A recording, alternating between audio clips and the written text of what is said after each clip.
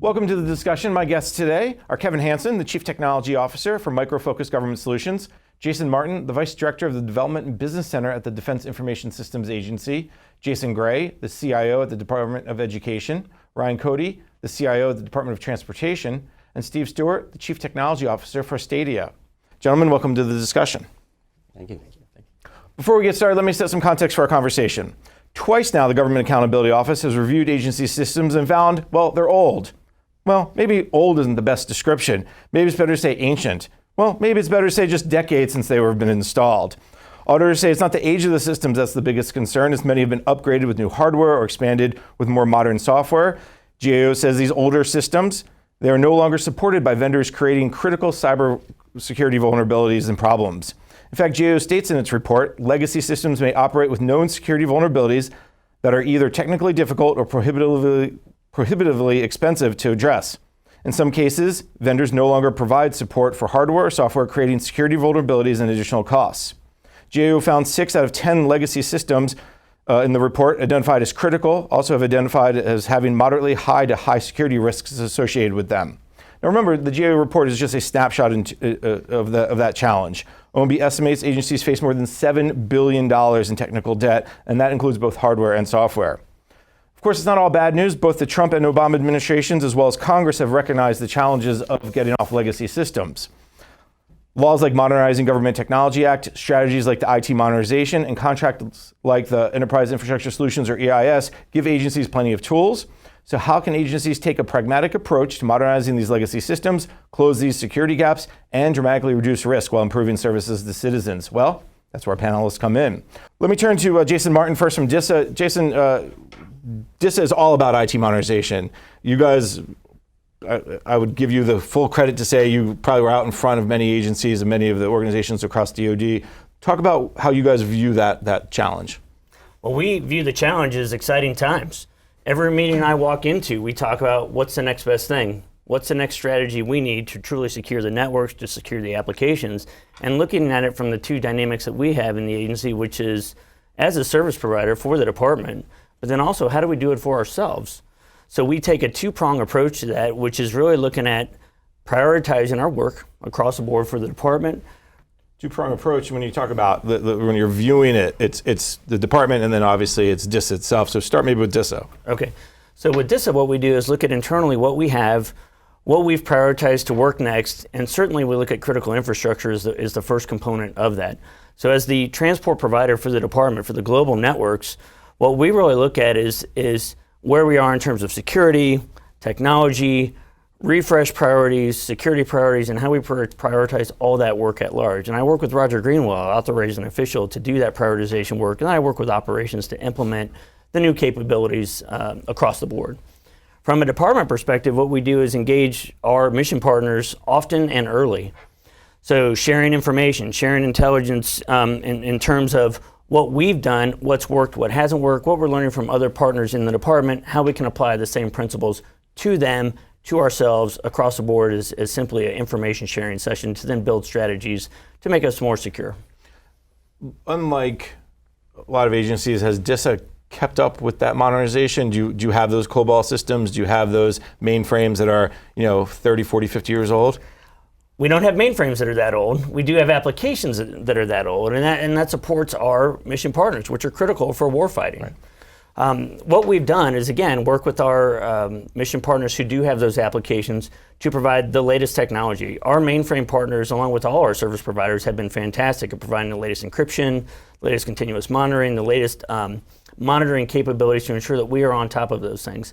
We do try to be proactive when it comes to operating system upgrades, technology upgrades, and the vendor community has been critical to our successes in those areas. Kevin, Micro Focus Government Solutions, you guys, part of your job obviously is to help agencies kind of move off those mainframes, but also kind of look at modernization. What are some of the trends you've seen from your government customers? Yeah, I think we're seeing an acceleration, kind of looking at legacy systems and trying to transform them into new capabilities. The new technology that's available provides some new options out there that's really transformative as far as supporting the warfighter or supporting citizen applications. So When you talk about the acceleration, walk me through what that means. Meaning, like, are you seeing it where it used to take an agency to make a decision, with all due respect to our agency friends here, 2, 3, 4 years, now it's 6 months? I think partly it might be a focus around savings, with MGT Act and even FITARA, there's some, focus around the savings. So as savings is identified and achieved, allows them to reinvest in some of these other modernization efforts. Jason, you guys are unfortunately or fortunately one of those people mentioned, education's mentioned in that GA report as having some of these older systems, specifically the federal student aid side of it. What is your approach to getting kind of moving beyond the challenge of legacy systems? So we, much like was mentioned earlier, we started with what do we have? We did a comprehensive system assessment across the entire organization, including FSA, to really focus on kind of our as-is environment. And then from that, we used that information to understand kind of the direction. So it was more of a data-driven decision where we were looking at, how many applications do we have? How many systems do we have? How old are they? Security was baked into the process so that, we started with just basically a very thorough assessment, and then we went to, and I know I've spoken about this before, our visualization. And then as a result of the assessment, we focused on 3 real key areas. One of the areas was cloud consolidation, because we had an awful lot of cloud. We're 100% cloud, but we just had a lot of cloud. And the thought was reducing the cost of cloud. So to your point about cost, that was definitely a factor. We also recognize that reducing the footprint of the number of systems that we have from a security standpoint, it will reduce the surface area, if you will, that's susceptible to attack. And then the third real area that we really focused on was about automation. A part of the assessment was looking at, how old were these systems, how many systems had manual processes, and we focused on identifying the 40-some manual processes associated with these systems and looked at those as targets of opportunity. The second area I really didn't go into a lot, but it was really about consolidation, modernization, or elimination. So it was really about systems rationalization. It's funny you talk about the cloud consolidation. I was on a panel just recently, and someone brought up random acts of cloud. We want to avoid the random acts of cloud. I thought that was a great line. And that's what I think a lot of agencies faced as they kind of moved in that direction over the last 10 years. You're going from random to more specific acts of cloud. I would completely agree. I think, and again, I look back, I've been at the department 3.5 years. Before I arrived there, FITARA wasn't, FITARA was there, but it wasn't really implemented it was in the process of implementation. And now that FITARA is there, we don't have as much cloud sprawl that we're currently dealing with now. It's there, we're addressing it and have a plan to reduce the amount of cloud we have. Unbelievably, this December will be 5 years since FITARA was passed. Amazing. Steve, talk about Astadia and kind of what you see when you work with government clients. Yeah, we're a key partner of Micro Focus, and we leverage our tools to modernize. And what we're seeing right now is that the cloud is an alternative compute to the mainframe. So if you look at 20 years ago, 30 years ago, if you wanted to process a lot of data and have a lot of processing capacity and I/O, you went to the mainframe. Well, that exists today. I would use the example of we buy stuff online, right? They're not running on a mainframe. They handle logistics and all credit card and PCI and all those things.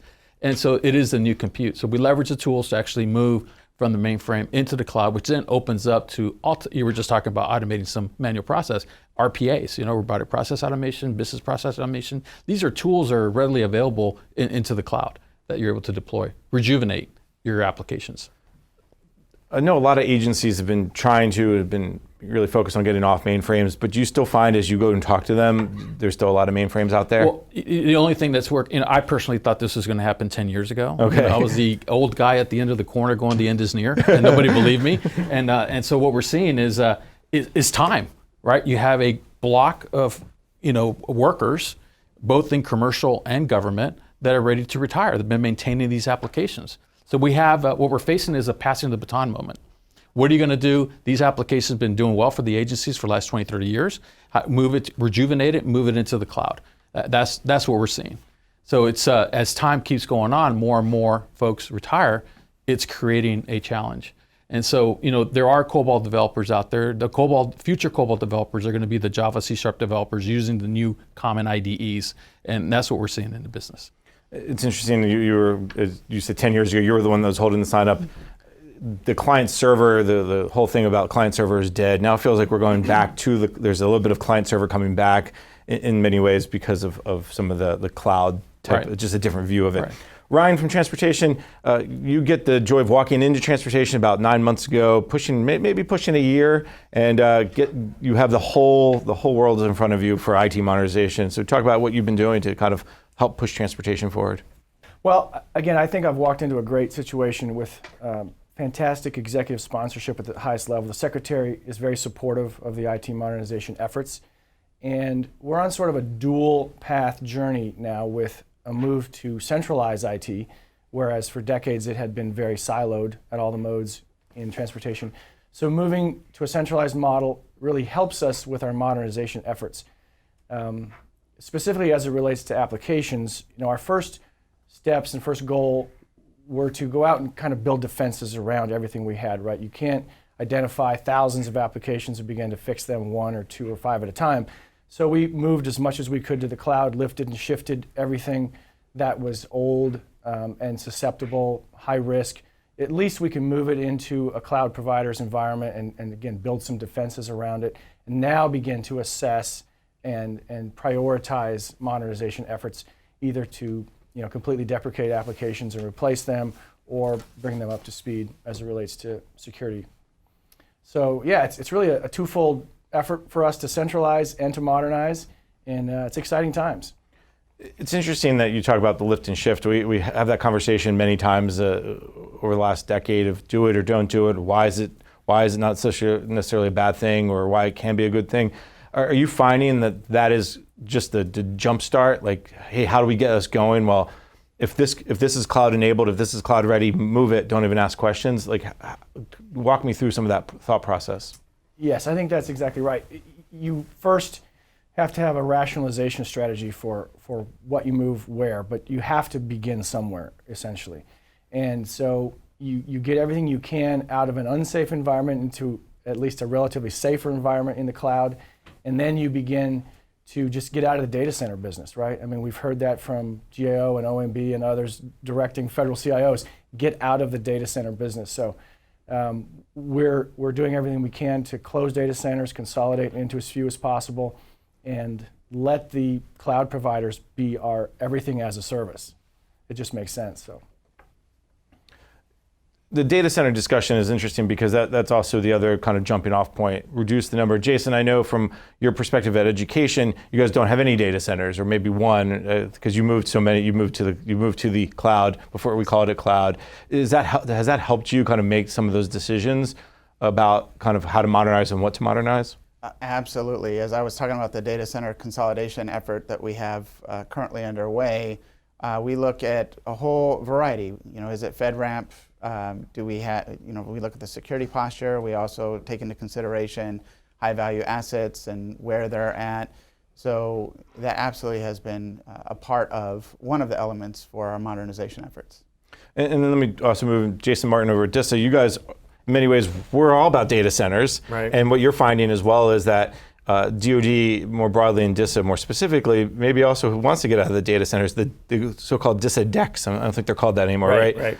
But that is also another part of that modernization effort is, okay, what do we absolutely need to keep in-house, but what everything else can we just push it out off onto a commercial or a private government-only cloud? Well, you're absolutely right. We've done both things, right? So we've looked at what we believe needs to stay in data centers based on critical assets and what we can really do business internally vice externally. And we've set the strategy both internally and externally, again, in conjunction with DoD CIO, the department, and then certainly in line with the digital modernization strategy, which is our guiding principle for how we're going to operate in the future. But absolutely, that all drives us to really a more efficient operation than what we have today. What's the most cost-effective and efficient way to do business? Kevin, when you talk to your government clients, and do you ask, where do you tell them kind of to start as they're going down that modernization journey? No one's at 0, we know that. No one's at 100. Sure. Well, I wouldn't want to tell them what to do, but certainly what we're hearing and what we're seeing is, You hear some focus around cost and cost efficiency. That's certainly part of the challenge. I think Ryan mentioned risk as far as some of the strategy for moving applications to the cloud. So we're seeing a need to, not only reduce costs, but certainly reduce risks that are associated with, these legacy systems, whether it be a network or a file system or the old mainframe that you mentioned. Ryan, I want to bring you back into the conversation just briefly. Risk is a big issue. We hear a lot about it. How much did that play into the decision making you had about the lift and shift move as you're modernizing your IT? It's I think the number one driver. It has to be today in the cyber world we live in and the dangers we face. We look to the government agencies to give us guidance, the NIST guidance released last year and the OMB guidance on HVAs, and we look at that and we say for mission support as well with the modes, what are the most important HVAs we have for mission, and then give them a risk score and move according to those risk scores and the value of that system to the mission. All right, I want to continue the conversation around risk, but first let's take a quick break and then we can come back around and talk more. You're listening to the panel discussion, Mitigating Mainframe Cybersecurity Blind Spots Through Modernization, sponsored by Micro Focus Government Solutions on Federal News Radio, part of the Federal News Network.